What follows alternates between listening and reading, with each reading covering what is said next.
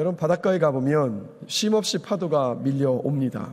근데 이 쉼없이 밀려오는 파도를 보면서 그 두 가지를 생각해 볼 수가 있는데, 뭐냐면 인생에는 쉼없이 밀려오는 파도처럼 우리에게 그렇게 오는 인생의 문제들이 있습니다. 크든지 작든지 쉼없는 어떤 인생의 어려움들이 계속해서 닥쳐오죠. 자, 그렇게 어려움이 쉼없이 닥쳐오는가 하면 또 동시에 그 인생의 어려움 가운데 있는 우리를 도우시는 하나님의 은혜의 파도도 쉼없이 계속해서 밀려온다는 거죠. 자, 여러분 요즘 사시는 것이 어떠십니까? 행복하시고 기쁘시고 감사가 넘치시고 모든 것을 만족하십니까? 그런 삶이 되시길 주님의 이름으로 축복합니다. 그러나 요즘 우리가 살아내야 하는 우리의 어떤 삶의 여건들이 사실 그렇지만은 않죠. 녹록치 않습니다. 경기 침체와 고물가로 인하여서 여러 가지 어떤 사정과 이유들 때문에 심리적으로 현실적으로 어려움을 겪는 분들이 많습니다. 또 우리 각자가 처해 있는 인생의 어려움들이 있죠. 건강의 문제, 미래에 대한 불확실성의 문제, 진로의 문제, 관계의 문제, 자녀의 문제, 학업의 문제, 또 정서적인 문제, 재정적인 문제, 신앙의 문제, 결혼에 대한 어떤 고민 등등 수많은 인생의 어려움들이 계속해서 우리에게 닥쳐옵니다. 그리고 그런 어려움들을 지금 겪고 계시는 분들도 계실 거예요. 그러나 이것을 기억하십시오. 인생의 어려움이 우리에게 닥쳐온다 할지라도 그 어려움이 우리를 넘어뜨릴 수는 없습니다. 우리는 인생의 어려움 앞에 완전히 엎드러지질 않아요. 왜 그렇습니까? 결국엔 그 인생의 어려움들을 이겨냅니다. 그 이유는 뭐냐면 하나님이 우리 아버지시기 때문에. 육신의 아버지는, 육신의 부모님은 연세가 들어가시면 그렇게 든든하셨더라도 연세가 들어가시면 연약해질 수밖에 없지만 기억하십시오. 우리 하나님 아버지는 영원토록 우리의 보호자가 되어주시고 책임져 주시고 그리고 우리의 인도자가 되어주시기 때문에, 그분 안에 붙들려 있기 때문에 우리는 결코 인생의 어려움들을 무너지지 않고 이겨냅니다. 그래서 저는 오늘 갈릴리 호수에서 풍랑을 만난 이 제자들의 모습을 함께 살펴보면서 인생의 어려움을 만났을 때 우리가 붙들어야 되는 것이 무엇인가 함께 생각해 보길 원해요. 그리고 그냥 이 시간에 한번 그냥 생각해 보고 그냥 휘발유처럼 휙 사라지는 것이 아니라 정말 우리의 인생의 어려움들 속에서 오늘 이 말씀이 이야기하는 이 세 가지를 붙들고 인생의 어려움들을요 정말 멋지게 돌파해낼 수 있는 그런 은혜가 있게 되기를 간절히 축원합니다. 자, 그러면 첫 번째로 우리의 인생에 어려움이 닥쳐왔을 때 우리가 붙잡아야 되는 것이 뭘까? 우리의 자세는 어때야 되는가? 같이 읽겠습니다. 우리 눈에 보이지 않아도 하나님이 주권을 가지고 일하고 계십니다. 자, 오늘 본문의 사건 이전에 어떤 사건이 있었냐면 예수님께서 떡 5개와 물고기 2마리로 남자만 5,000명을 먹이셨습니다. 그러면 아마 어린아이들과 여성들까지 포함을 한다면 2만 명이 넘는 사람들에게 이 기적으로 먹이셨던 거예요. 자, 그 놀라운 사건 이후에 오늘 본문의 45절을 보면 예수님께서 즉시 제자들을 재촉하사 자기가 무리를 보내는 동안에 배 타고 앞서 건너편 벳세다로 가게 하셨습니다. 황급히 그 자리를 떠나서 갈릴리 호수 반대편으로 보내신 거예요. 왜 그렇게 하셨을까? 똑같은 사건을 기록하고 있는 요한복음 6장 15절을 보면 오병이어의 기적을 겪었던 사람들이 예수님을 보면서 놀란 거죠. 자신들의 굶주림을 해결해 주셨으니까. 그래서 어떻게 하고자 했냐면 예수님을 임금으로 세우고자 했던 겁니다. 그런데 여러분, 예수님이 이 땅에 왜 오셨습니까? 세상의 왕으로 군림하기 위해 오신 게 아니에요. 온 인류를 구원하시기 위한 구원자로 구세주로 오셨기 때문에, 그래서 예수님은 어떻게 하셨냐면 배불리 먹었던 그 사람들을 다 집으로 돌려보냅니다. 그리고 제자들도 배에 태우신 다음에 반대편 벳세다로 보내셨고, 그리고 주님은 어떻게 하셨냐면 주님도 육신의 옷을 입고 계셨기 때문에 자신도 사람들의 그 왕으로 세우고자 하는 그 마음 앞에 흔들릴 수가 있으셨기 때문에, 그래서 어떻게 하셨냐면 홀로 기도하시기 위해서 산으로 가셨어요. 하나님과 독대하시기 위해서. 자, 그런데 오늘 본문의 48절을 보면 제자들이 배를 타고 건너가고 있는데 갑자기 광풍이 불어닥쳤습니다. 그래서 그 광풍이 불어닥쳐서 제자들은 저녁 시간부터 새벽 시간까지 약 10시간 동안을요 광풍과 함께 죽음의 사투를 벌였습니다. 근데 예수님은 밤 사경쯤, 그래서 우리 시간으로 새벽 한 3시에서 6시 사이에 갈릴리 호수 위에 그 파도 위를 걸어서 제자들에게로 가신 거예요. 자, 그런데 물 위를 걸어오시는 예수님을 본 제자들의 반응이 참 재밌습니다. 자, 49절과 50절 말씀을 같이 한 목소리 한번 읽어보겠습니다. 제자들이 그가 바다 위로 걸어오심을 보고 유령인가 하여 소리 지르니 그들이 다 예수를 보고 놀라니라. 자, 바다 위를 걸어오고 계세요. 파도 위를 걸어오고 계신 주님을 보자마자 제자들은 유령이라고 생각한 거예요. 그리고 유령이라고 생각하니까 너무 두려워서 소리를 지르기 시작한 겁니다. 왜 그랬을까요, 여러분? 그 이유는 뭐냐면 가장 어두운 새벽 시간에 분명히 육지에 계신 예수님께서 자신들에게 그렇게 오실 것이라고는 생각지도 못했기 때문이었습니다. 거의 10시간 동안 이 풍랑과 사투를 벌이고 있는 자신들의 처지를 예수님께서 모르고 계셨을 것이라고 생각했기 때문이었습니다. 그리고 그 10시간 동안 예수님께서 자신들을 그냥 내버려 두셨다라고 생각했던 거예요. 자, 48절을 보실까요? 같이 한번 읽어보겠습니다. 바람이 거스름으로 제자들이 힘겹게 노젓는 것을 보시고 제자들은 주님께서 자신을 버리셨고 자신들을 어려움 가운데 있는 것을 모른다고 생각했지만 예수님은 어떻게 하셨냐면 육지에 계셨지만 하나님 앞에서 기도하는 시간을 갖고 계셨지만 예수님 그 제자들을 지켜보고 계셨다고요. 광풍이 불 것을 아시고 그 길로 보내신 분이 예수님이셨습니다. 폭풍우와 파도를 잠재우실 수 있으신 예수님이시지만 10시간 동안 광풍을 잠재우지 않으셨던 분도 바로 예수님이셨습니다. 광풍이 부는 그 10시간 동안에 제자들이 탄 배가 침몰하지 않게 지키셨던 분도 누구이셨냐면 바로 예수님이셨단 말이에요. 그러니까 예수를 믿어도 여러분 인생의 어려움은 옵니다. 때로는 도저히 감당할 수 없을 것만 같기도 하고요. 인생의 앞문과 옆문과 뒷문 모두가 다 막힌 것만 같이 느껴지는 그런 순간들도 있습니다. 주님이 계시지 않은 것처럼 느껴져서 철저하게 나 혼자인 것만 같이 느껴지는 그런 외로움의 순간들이 있습니다. 그런데 오늘 이 본문의 말씀을 통해서 주님은 우리에게 이렇게 말씀하고 계시는 거예요. 네 눈에 보이지 않아도 네가 느끼지 못하는 그 순간에도 나는 네 곁에서 일하고 있다.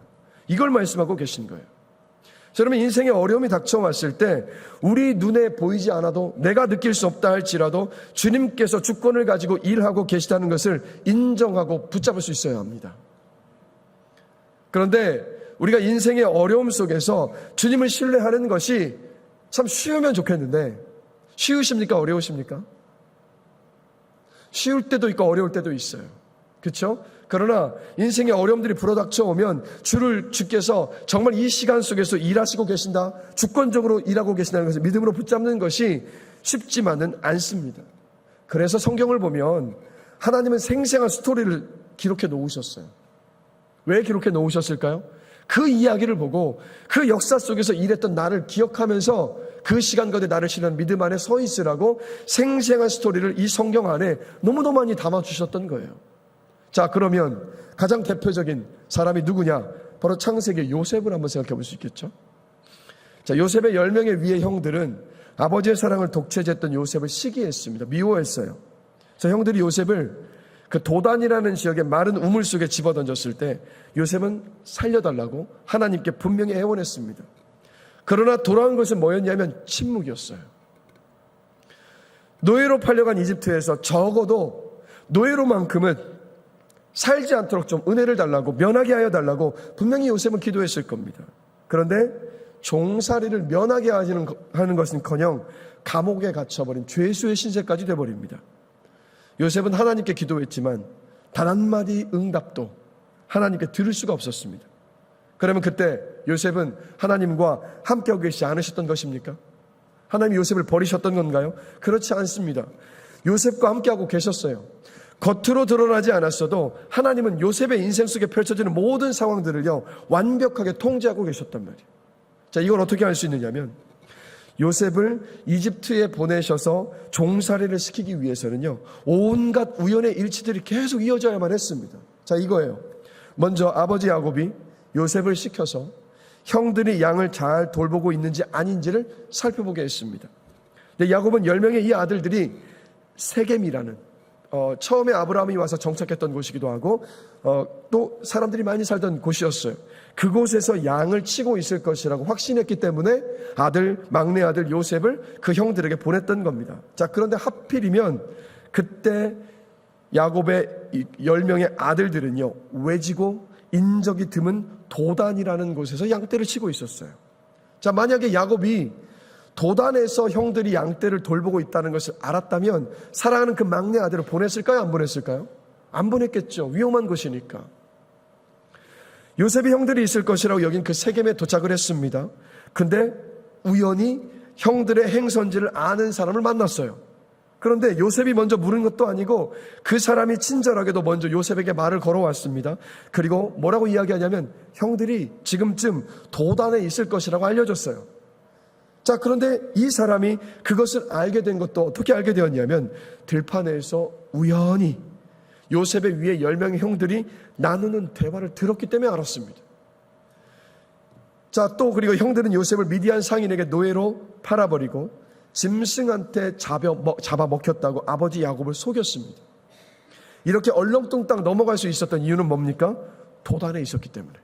사람이 많이 살고 있었던 세겜 지역에 있었다면 아버지를 이렇게 속일 수가 없었을 거예요. 맏형 르우벤은 또 요셉에게 해코지 하는 것을 반대했습니다. 그런데 이상하죠. 때마침 이 맏형 르우벤이 자리를 비운 그 틈을 타서 유다를 비롯한 나머지 형제들이요 요셉을 종으로 팔아버렸단 말이에요. 자, 이 모든 우연이 일어나지 않았다면 요셉이 애굽으로 팔려가는 일은 절대 일어나지 않았습니다. 이것뿐이 아니에요. 요셉이 바로의 궁전에 가기까지 또 다른 수많은 우연들이 계속해서 이어집니다. 자, 요셉은 노예로 팔려갔는데 하필이면 요셉에게 한눈에 반해서 사랑에 빠진 안주인이 있는 집에 팔려갔어요. 그래서 그 안주인에게 억울한 고발을 당해서 감옥에 갇혔습니다. 억울한 고발을 당하지 않았다면 감옥에 갇히지를 않았을 겁니다. 자, 그리고 감옥에 갔더니 하필이면 그곳에서 이집트 왕 바로에게 술잔을 올리는 술 맡은 관원장을 만났습니다. 술 맡은 관원장이 누구냐면 당시 고대 근동에서는 이 독사라는 사건이 많이 있었기 때문에 왕이 술잔을 술을 마시기 전에 먼저 그곳에 독이 있는지 없는지를 확인했었던 사람이 누구냐면 술 맡은 관원장입니다. 그러니 이 사람은 왕이 가장 신뢰하는 사람이었겠죠. 어떻게 보면 이집트 바로의 오른팔일 수도 있습니다. 이 사람을 만났는데 하필이면 이 바로 왕이 이 술 맡은 관원에게 화가 나서 이 사람을 감옥에 가둔 거예요. 그러면 요셉이 이 술 맡은 관원자가 만나는 일도 없었을 것이고 꿈을 해몽해달라는 부탁을 받을 일도 없었을 것이고 꿈을 해몽을 해서 이집트의 총리가 되는 그 일들도 일어나지 않았을 것이죠. 자, 여러분 보십시오. 도대체 얼마나 많은 우연이 요셉의 인생 속에 작용한 겁니까? 이런 사소한 사건들 하나하나가 일어나지 않았다면 요셉이 이집트로 가는 일은 절대 일어나지 않았을 겁니다. 만약 요셉이 이집트로 가지 않았다면 기근으로 인하여서 수많은 사람들이 목숨을 잃었을 겁니다. 그리고 요셉의 가족들, 아버지 야곱과 10명의 형들과 그 나머지 가족들도 굶주림에 죽었을 겁니다. 더 나아가서 이스라엘 민족은 태동할 수도 없었을 겁니다. 자, 보십시오.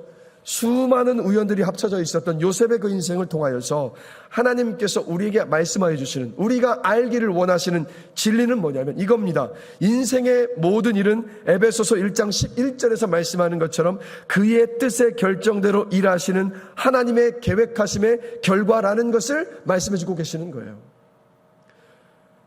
여러분, 여러분들이 겪는 모든 인생의 어려움들은요, 여러분의 눈에 보이지 않는다 할지라도, 여러분들이 느끼지 못하는 그 순간이라 할지라도 기억하십시오. 하나님께서 주관하고 계십니다. 우리에게는 우연처럼 느껴질 수 있겠지만 기억하십시오. 하나님께는 필연입니다. 그러니 어떤 어려움 가운데 있자 할지라도 그 어려움 속에는 여러분들을 방관하거나 방치하고 계시거나 버리신 것이 아니라 그 어려움 속에서도 하나님은요, 졸지도 않으시고 주무시지도 않으시면서 지금 이 순간에도 일하고 계십니다. 그 믿음 안에 서게 되시길 주님의 이름으로 축원합니다. 자, 저를 따라서 한번 고백해 보겠습니다. 내 눈에 보이지 않아도, 내가 느낄 수 없을지라도 하나님은 일하고 계신다. 어려움 속에서 흔들리실 때마다, 두려우실 때마다, 하나님을 향한 원망과 불평이 나올 때마다 내 삶의 모든 것들 다 포기하고 싶어질 그 절망의 나락에 빠지려 할 때마다 이 믿음의 고백 속에서 헤쳐나가게 되시기를 간절히 축원합니다. 자, 두 번째입니다. 인생의 어려움 속에서 우리가 붙잡아야 될 것 같이 읽겠습니다. 하나님은 인생의 어려움 가운데 반드시 하나님의 영광을 나타내십니다. 자, 하나님께서 온 우주 만물을 창조하신 이유는 무엇일까요? 우리는 흔히 이렇게 쉽게 생각합니다. 하나님께서 사람을 위해서 우주를 창조하셨다라고 생각을 합니다. 왜냐하면 사람이 온 우주에서 가장 중요한 존재이고 사람의 이익과 영광이 만사의 중심이라는 잘못된 생각을 가지고 살아가고 있기 때문에, 그래서 대부분의 사람들은 세상의 중심이 나라고 생각하며 살잖아요. 그러다 보니까 하나님을 어떤 존재로 취급할 때가 많냐면, 나를 구원해 주시고 내가 이 땅에서 풍요롭고 건강하게 살게 해주는 것이 지상 과제인 초자연적인 능력을 갖고 계시는 하나님이 아니라 내 인생의 조수 정도로 생각할 때가 많아요. 여러분 어떠십니까? 그래서 인생의 어려움들을 만날 때마다 우리가 실망하고 화를 내고 낙심하고 불평하고 원망하게 되는 이유가 바로 여기 있는 거 아닙니까? 이런 마음이잖아요. 왜 내가 원하는 대로 해주지 않으시는 겁니까? 이 마음. 세상의 중심이 나이기 때문이에요. 그런데 여러분, 성경을 지금도 우리 주보를 보면 성경을 1독, 2독 해 나가신 분들이 굉장히 많습니다. 지금까지 살아오시면서 이전에 성경을 10독 이상 하신 분도 계실 텐데, 성경을 보면 일관되게 뭐를 말씀하고 있냐면, 성경은 인간의 영광이 아니라 하나님의 영광이 하나님의 일하심의 핵심이고 목적이라고 계속해서 말씀하고 있습니다. 여러분, 하나님의 영광은 뭡니까? 하나님의 하나님 되심이 나타나는 것, 하나님께서 어떤 분이신가 드러나는 것, 하나님의 그 무한한 총월성과 위대하신가 그 능력이 나타나는 것. 그래서 기억하십시오. 하나님은요, 모든 일을 하나님의 영광을 위해서 지금도 하고 계십니다. 자, 말씀을 보실까요? 시편 19편 1절입니다. 같이 한 목소리 한번 읽어보겠습니다. 하늘이 하나님의 영광을 선포하고. 자, 하나님께서 이 우주 만물을 왜 창조하셨냐면 하나님의 영광을 나타내시기 위해서예요. 자, 그래서 여러분, 우리가 대자연 앞에 서고 나면 감탄하죠. 뭐 때문에 감탄합니까? 하나님, 어떻게 이렇게 아름다운 자연을 만드셨습니까? 하나님, 어떻게 이렇게 웅장한 자연 만물을 창조하셨습니까? 하면서 우리는 하나님 옆에 하나님을 감탄하잖아요. 그분의 위대하심과 능력과 아름다우심을. 왜 그러냐면 모든 자연 만물 속에 하나님의 영광을 담고 계시기 때문에. 자, 또 이어서 시편 106편 8절 말씀 한번 읽어보겠습니다. 같이 읽겠습니다. 여호와께서는 자기의 이름을 위하여 그들을 구원하셨으니 그의 큰 권능을 만인이 알게 하려 하심이로다. 자, 하나님께서 정말 작디 작은 이스라엘 민족을 선택하셨습니다. 왜 선택하셨냐면 그들을 통해서 구원을 드러내시고 하나님의 영광을 나타내시기 위해서였습니다. 자, 하나님께서 여러분을 선택하시고 구원하여 주셨기 때문에 이 자리에 와서 예배하고 계시는데, 하나님이 여러분을 왜 구원하셨을까요? 여러분을 왜 창세전부터 구원하시기로 선택하셨을까? 자, 에베소서 1장 4절에서 6절 말씀도 한 목소리 한번 읽어보겠습니다. 곧 창세전에 그리스도 안에서 우리를 택하사 우리로 사랑 안에서 그 앞에 거룩하고 흠이 없게 하시려고 그의 은혜의 영광을 찬송하게 하려는 것이라. 아멘. 우리를 구원하신 목적, 그 이유는 뭐냐면 그것이 하나님께 영광이 되기 때문에. 하나님의 영광을 위해서 우리를 구원하셨습니다. 예수님께서 우리 대신 지옥을 경험하신 것은 뭐냐면 우리가 하나님의 무한하신 자비와 사랑의 영광을 분명히 알고 우리의 입술로 하나님께 영광을 돌리도록 하시기 위해서 우리 주님께서 대신 십자가를 지시고 그 지옥을 맛보셨던 거예요. 여러분, 이 땅의 모든 것은 하나님의 영광을 위해 존재합니다.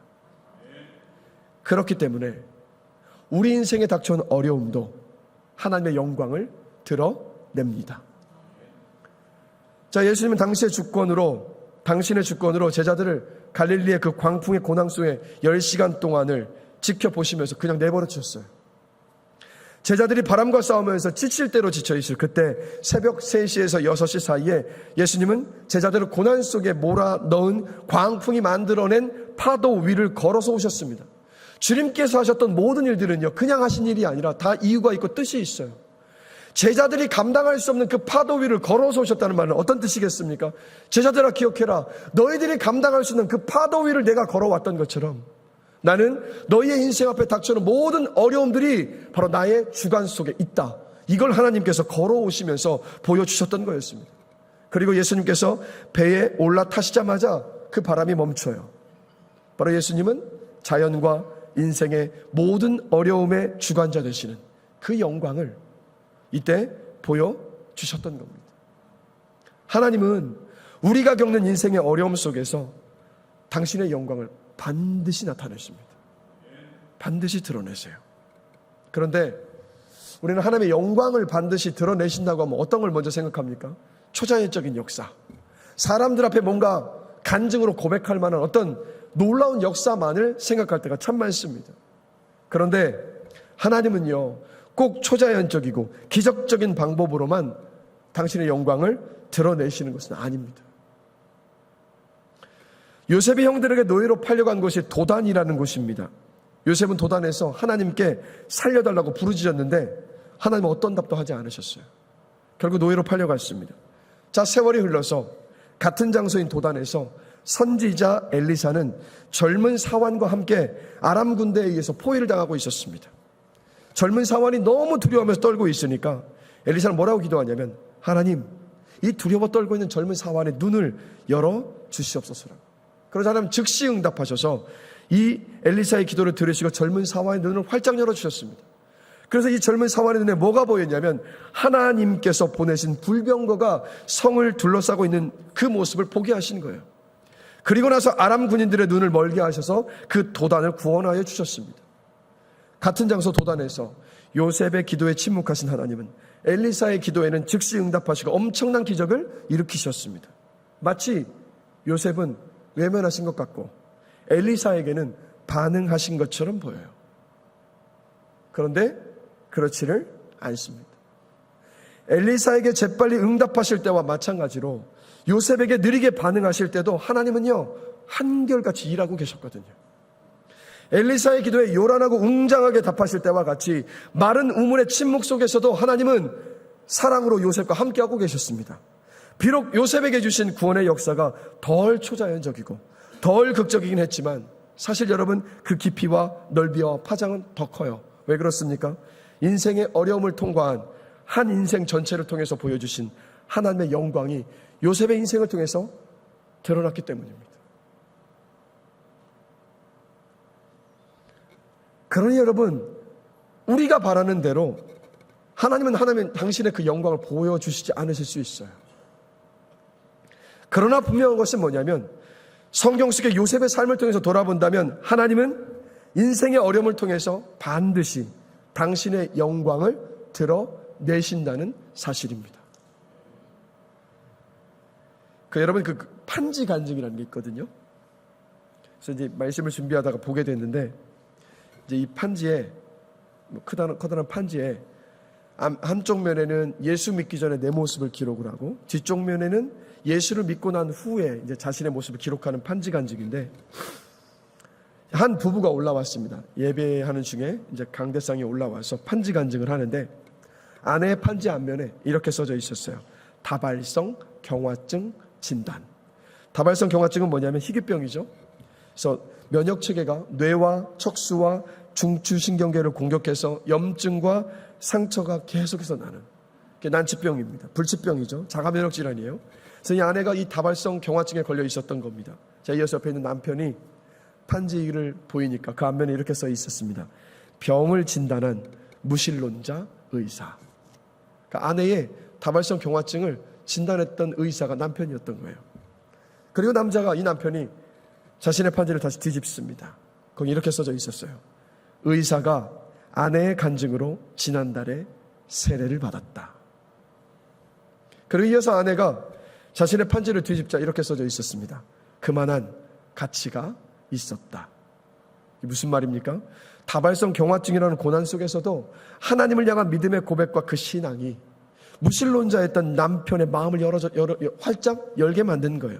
그리고 예수를 영접하게 하는 통로로 하나님께서 사용하신 겁니다. 하나님은 다발성 경화증을 통해서 남편의 영혼을 살리신 거예요.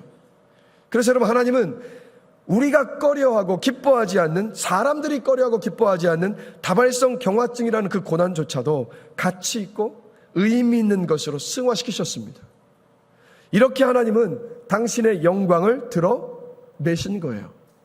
이 하나님은요, 우리의 인생 속에서도 동일하게 일하십니다. 여러분, 우리 주변에도, 이 자리에 함께 예배하는 우리 분들 가운데에도 정말 치유되지 않는 육신의 그 병 속에서도 하나님을 부인하지 않고 하나님을 온전히 신뢰하는 그 믿음 안에 서서 예배의 자리를 지키고 기쁨과 감사함으로 살아가시는 분들이 우리 주변에도 많습니다. 여러분, 어떻게 그럴 수 있었겠습니까? 하나님께서 붙들고 계시기 때문에, 하나님께서 살아계셔서 힘을 주시고 은혜를 주고 계시기 때문입니다. 그래서 그분들의 삶을 볼 때마다 저는 봐요. 아, 하나님이 살아계시는구나. 여러분, 우리 각자가 맞닥뜨린 인생의 어려움들이 있습니다. 지금 그 어려움 가운데 계신 분들이 계세요. 어려움만 바라보시면서 두려워하지 마십시오. 그 어려움을 통해서 반드시 당신의 영광을 드러내실 하나님 아버지를 신뢰하시고 붙잡게 되시기를 간절히 축원합니다. 여러분의 의지와 힘으로 감당할 수 없다면 말씀을 펼치십시오. 그 말씀 속에서 우리의 신앙의 위대한 선배들이 정말 그 주의 영광을 드러내서 붙잡으면서 살아냈던 것처럼 우리도 그렇게 붙잡고 인내하면서 소망 중에 헤쳐나갈 수 있게 되시기를 주님의 이름으로 간절히 축원합니다. 하나님은 반드시 하나님께 영광이 되는 결말을 여러분의 인생 가운데 반드시 보여주십니다. 우리 마지막 세 번째입니다. 같이 한 목소리 한번 읽어보겠습니다. 이미 주신 은혜를 발판 삼아 현재를 믿음으로 사는 것입니다. 예수님이 배에 올라타시자마자 바람이 멈추는 것을 본 제자들이 심히 놀랐습니다. 마치 이런 일을 처음 보는 것처럼, 이런 일은 도저히 일어날 수 없다는 것처럼 그렇게 놀라우는 반응을 보였어요. 왜 제자들이 이런 반응을 보였는지 52절을 보면 이렇게 설명을 하고 있습니다. 같이 한번 읽어보겠습니다. 이는 그들이 떡 떼시던 일을 깨닫지 못하고 도리어 그 마음이 둔하여졌더라. 하루가 아니라 불과 10시간 전에 오병이어의 기적을 일으키셨던 주님을 곁에서 보고 있었단 말이에요. 근데 광풍이 불어닥치는 어려움이 딱 닥치고 나니까 그냥 그들의 눈에는 뭐만 보였냐면 자신들을 사지로 몰아넣을 것만 같았던 그 광풍이라는 어려움만 보인 겁니다. 그래서 이 마음이 둔하여져서 주님께서 보이셨던 그 기적의 은혜를 다 까마득히 잊고 있었던 거예요. 그리고 또 보시면 조금 의아하게 보이는 구절이 있는데 48절인데요. 우리 다시 한번 목소리 한번 읽어보겠습니다. 바람이 거스름으로 제자들이 힘겹게 노젓는 것을 보시고 밤 4경쯤에 바다 위로 걸어서 그들에게 오사 지나가려고 하시네. 배 위로 올라오시려고 했던 게 아니라 지나가려고 하셨단 말이에요. 왜 그러셨을까? 왜 주님은 배 위에 올라오시지 않고 지나가려고 하셨을까요? 출애굽기 33장을 보면 모세가 하나님께 뭐라고 요청하냐면 주의 영광을 내게 보여주시옵소서라고 구합니다. 그러자 하나님이 출애굽기 33장 19절에서 내가 내 모든 선한 것을 내 앞으로 지나가게 할 것이라고 답하셨어요. 그리고 22절에서 출애굽기 33장 22절에서 내 영광이 지나갈 때라고도 말씀하셨습니다. 그러니까 이때 모세는 지나가시는 하나님의 등을 봤어요. 왜냐하면 정면으로 하나님을 보면 그 영광 앞에 죄인이었던 모세가 죽을 수 있었기 때문에. 그래서 하나님의 그 등을 보여주신 겁니다. 그래서 이 지나가시는 것은 구약 성경에서 하나님께서 당신의 백성들을 안심시키시기 위해 자신의 임재를 볼 수 있게 하시는 방법이었어요. 자, 예수님은 지나가시는 자신을 제자들이 보면서 뭘 알기를 원하셨냐면 그들과 함께하고 계시다라는 것을 보여주시고 싶으셨던 거예요. 왜 이렇게 하셨냐면 예수님은 이미 제자들에게요, 병을 고치시고 귀신을 내어 쫓으시고 죽은 야이로의 딸도 살리셨고 폭풍우를 잠재우시고 그리고 오병이의 기적들을 보여주셨습니다. 이미 수많은 하나님께서 그들 곁에 계시다는 증거를 보여주셨으니까 주님께서 원하셨던 건 뭐냐면 비록 그들이 광풍 가운데 있었지만 그 곁을 지나가시면서 바로 기적을 보이셨던 그 주님을 붙잡기를 원하셨던 거예요. 이미 보여주시고 경험하게 하셨던 그 은혜를 발판 삼아서 주님을 신뢰하는 그 믿음으로 그 어려움의 때를 인내하면서 뚫고 지나가기를 원하셨던 겁니다. 그래서 지나가고자 하셨던 거예요. 자, 근데 문제는 뭡니까? 안타깝게도 제자들의 마음이 둔하여져서 그 일들을 기억하지를 못했습니다. 그 일들을 일으키셨던 그 주님을 바라보지를 못했습니다. 바로 그 순간을 믿음으로 반응하지를 못했던 거예요. 여러분 돌아보십시다. 저와 여러분에게도 하나님은 은혜를 주셨습니다. 도저히 넘어설 수 없을 것 같은 상황을 인내하시고 힘을 주셔서 넘어서게 하셨습니다. 불가능해 보였고 내가 감히 해결할 수 없었던 그 일들을 하나님의 그 놀라운 방법으로 해결해 주시기도 하셨습니다. 인생의 그 어려움들을 우리 모두 통과하게 하시면서 우리의 교만함과 자만함을 꺾으셨습니다. 하나님을 의지하고 하나님께 소망을 두는 믿음의 사람으로 저와 여러분들 지금까지 빚어내셨습니다. 그리고 여러분 우리가 한번 기억해야 될 것은 뭐냐면 무엇보다도 지옥의 심판을 받아 마땅했던 우리를 사하여 주셨잖아요. 그러면 단지 사하여 주신 은혜에 감사, 물론 감사하며 또 그 은혜에 대한 감사의 고백이 있어야 하지만 우리를 구원하여 주셨던 주님의 그 은혜를 돌아보면서 우리가 붙잡아야 될 것은 뭐냐면 이 땅에 어느 누구도 해결할 수 없는 죄의 문제를 해결하여 주신 주님이시라면 우리 인생에 어떤 문제가 있다 할지라도 주님은요 해결하실 수 있는 분이시라는 것. 여러분 그것을 붙잡게 되기를 주님의 이름으로 간절히 축원합니다. 우리의 마음이 둔해져서 과거에 하나님께서 우리에게 베풀어 주셨던 모든 은혜가 그냥 단지 한순간의 기쁨, 자랑거리, 추억 정도로만 여겨질 때가 많은데 여러분 그게 아니라 그 은혜를 기억하고 붙잡으며 살아갈 수 있는 우리 모두가 되기를 간절히 기도합니다. 여러분 바둑기사를 보면요 자신이 치른 경기를 항상 복기합니다. 그래서 어디에서 실수를 했는지 어떤 상황에서 좋은 수를 두었는가를 복기하면서 기억을 해요. 왜 그렇습니까? 다음 경기에서 같은 실수를 반복하지 않고 좋은 대국을 펼치기 위해서입니다. 그렇다면 똑같이요. 우리가 인생의 어려움 가운데 있을 때 이미 우리에게 베풀어 주신 그 은혜를 복기하며 우리도 기억해야 합니다. 과거에 베풀어 주신 그 은혜를 발판 삼아서 현재를요 믿음으로 소망을 가지고 인내하면서 이겨낼 수 있기 때문입니다. 그러니 어려움 가운데 계십니까? 과거에 여러분께서 여러분에게 주신 그 은혜를 복기해 보십시오. 그 은혜를 발판 삼아서 지금을 정말 믿음으로 살아낼 수 있는 여러분들이 되시기를 간절히 축원합니다. 그래서 우리 한번 이렇게 그리스도인의 삶은 그래서 보면 사실 끊임없는 두려움과 믿음의 싸움입니다. 그래서 이 마귀는 매번 보이는 현실만을 계속 바라보게 하고 그 현실을 의지하게 만듭니다. 그래서 우리를 두렵게 만들거든요. 근데 두려움은 어떻게 되냐면 하나님을 불신하게 만듭니다. 그래서 하나님께서 성경을 보면 두려워하지 말라는 말씀을 366번을 하셨어요. 왜 그러셨을까? 우리가 매일 두려워할 수밖에 없는 연약한 존재라는 뜻이기도 하고 그리고 매일 하나님을 기억하면 그 두려움을 물리칠 수 있다는 뜻이기도 합니다. 한번 돌아보시면 어떤 어려움 앞에서든 두려움에 휩싸여 버리면 한 발자국도 발을 내디딜 수가 없습니다. 무기력해집니다. 그러나 우리에게 베풀어 주신 그 은혜를 돌아보며 복귀할 때 어떤 일이 있냐면 우리 안에 계시는 성령님께서 일하시거든요. 어떻게 일하시냐면 하나님을 붙잡고 바라보게 하세요. 그래서 우리의 입술에 이런 믿음의 고백을 선포하게 하십니다. 그때도 나를 지키시고 은혜 주신 하나님은 지금도 날 버리시지 않으시고 지키시고 인도하신다. 이 믿음으로 오늘을 살아내자라는 믿음의 고백을 하시는 분이 바로 여러분 안에 계시는 성령님이십니다. 그러니 주신 은혜를 늘 복귀하시면서 붙잡으면서 살아내시기를 간절히 축원합니다. 나는 주님의 것입니다를 쓴 천정원 집사님이 얼마 전 6월 13일 날 53세로 하나님의 부르심을 받았습니다. 그래서 이 천정원 집사님은 2012년에 유방암 말기 판정을 받았습니다. 그때 유방뿐만이 아니라 임파선과 척추와 가슴과 골반과 폐까지 다 전이가 된 상태였어요. 그래서 고칠 수 없다는 사형 선고를 받은 상황이었습니다. 그런데 지인의 권유로 지푸라기라도 잡는 심정으로 교회에 가서 기도를 했는데 하나님께서 전이됐던 모든 암을 깨끗하게 치료해 주셨고 그동안 받았던 항암의 부작용도 완전히 사라지게 하신 거예요.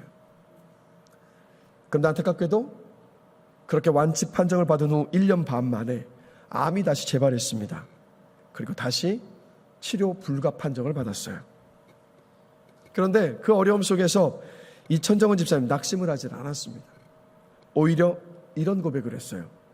암을 통해 하나님의 사랑을 더 깊이 깨달았습니다. 암은 저에게 주어진 선물이고 죽음은 천국으로 가는 소망입니다. 라는 고백. 그러니까 하나님께서 이미 이 천정원 집사님에게 주셨던 은혜와 사랑 그리고 부활의 소망을 붙들고요. 160차례가 넘는 항암을 받으면서 거의 매일 말기 암 환자들에게 복음을 전하며 살았어요. 이 천정원 집사님 평소에 나의 마지막 전도는 나의 죽는 모습이라고 하면서 웃으면서 떠나고 싶어 했습니다. 아무리 아파도 예배의 자리를 지켰던 천정원 집사님은 6월 1일 주일에 교회에서 마지막 예배를 드리고 그리고 6월 8일은 줌으로 예배를 드려서 끝까지 그 예배의 자리를 지키고자 했어요. 그리고 세상을 떠나는 금요일 밤 천정원 집사님은 숨을 멈추기 직전에 진한 웃음을 2번 지으면서 마치 내가 이럴 줄 알았어 라는 그 기쁜 얼굴로 세상을 떠나셨다고 합니다. 여러분 인생에 어떤 어려움 가운데 계십니까? 그것이 크든 작든 그 어려움이 언제 끝날런지 내가 감당하며 버틸 수 있을런지 도무지 보이질 않아서 혹시 낙심이 되십니까?